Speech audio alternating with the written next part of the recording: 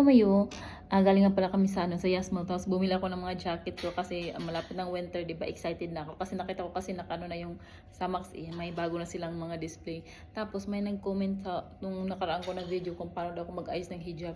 Ito nga pala itong Sheila ng abaya ko. Gaganon ko lang po. Hindi po ako naglalagay ng sa ilalim. Ito na ganito lang po talaga, parang wala akong doble gan. Ginaganon ko lang po siya. Tapos ganun lang. Hindi ko po kaya yung hawakan dito tapos iganon katulad ng mga yung mga lokal talaga. Ginaganon ko muna siya dito sa gilid. Ganyan. Tapos ayusin ko na lang. Ganyan. Ganyan lang ako kasi hindi pa naman talaga ako expert eh. Ganyan lang. Tapos depende naman sa'yo. Pwede mo naman siyang iganon. Pwede mo siyang iganon. Ako hindi na, tinatakip ko na lang siya dito sa harap. Yun lang.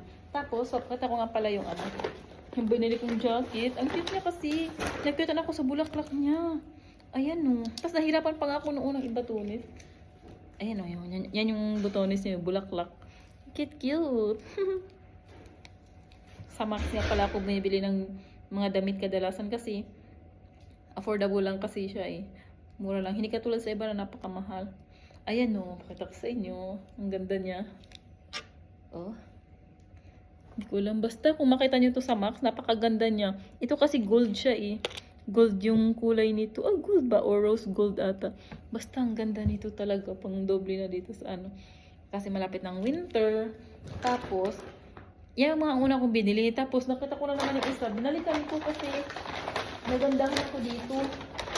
Yan kasi una kong binili. Ito, binalikan ko na. Ito naman ang isa oh. Shining, shimmering. Ang ganda din oh.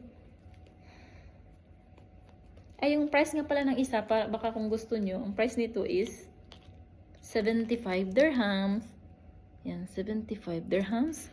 Ito naman is 110 dirhams. Yan. Ang ganda din ito. May isa akong ganito eh. Yung last year naman na design nila. Bumili din ako. Gusto ko yun eh. Ayun, shining shimmering siya. Ang ganda niya. Bagay siya pang doble dito sa sa abaya. Tapos, meron pa akong isa. Alam niyo, pagkatapos kong bilhin ito, may nakita na naman ako, palabas na ako. Sabi ko, ay naku, tinatamad na akong bumalik kasi mag-close na kasi yung Max. Ay, hindi na ako bumalik. Nahiya na ako. Ay, ito na yun. Ito pala din yung isang jacket. Pagkahiwa-hiwalay na itong mga pinamili ko. Ayan. Ito kasi nagustuhan ng asawa ko, parang Korean. Ayan din Ang cute niya din Mura lang din to. 65 dirhams.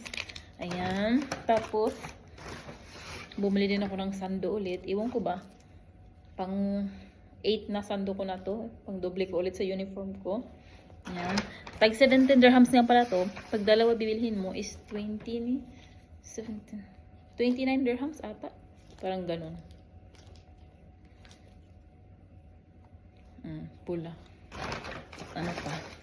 Ito naman is ng asawa ko. Binili niya sa Carrefour. Hindi na siya ng plastic ng Carrefour. Ito naman ay galing pala sa Center Point. Sa Center Point galing ito. Gusto ko kasi sanang bumili ng yung tsinelas na panloob. Kaya lang 59 kasi ang price noon, yung Lee Comfort ata yun. 59 ang price niya. Tapos nung nakita ko to, ang price niya is 99 dirhams. Ayun 99 dirhams. Ito na lang binili ko kasi may tsinelas na. Tapos may ganito pa Yan Yung parang pang tulog, pang cover mo. Ganyan. Yung lambot-lambot pa naman. Kaya ito na lang pinili ko kasi dalawa na siya. Tapos kunti lang idadagdag. Tapos ito naman isa ay sa Miniso. Sa Miniso bumili yung asawa ko ng iwan ko ba pang ba to? Pang blackhead daw. Nag-try daw siya kasi mura lang naman. Tapos ito ang binili ko. Yung sana sa Central Point ang bibilihin ko. So, yung nung pinunch na, ang mahal-mahal 109 para lang sa ganitong tumbler. Sabi ko, wag na lang. Ito na lang sa Miniso ang binili ko. 35 ata to. Ang cute kasi. Yan. Tapos ito wala na. Ito na yung asawa ko. Bumili siya ng pabango sa Al-Majid Food. Ayan. Ito naman ang binili niya. Bango nito. Hindi ka na lang bubuksan. Bahala na siya magbukas. Yun lang. Bye kamayo. At sana natuto po kayo kung paano ako mag-ayos ng hijab. Ganun lang po kasimple.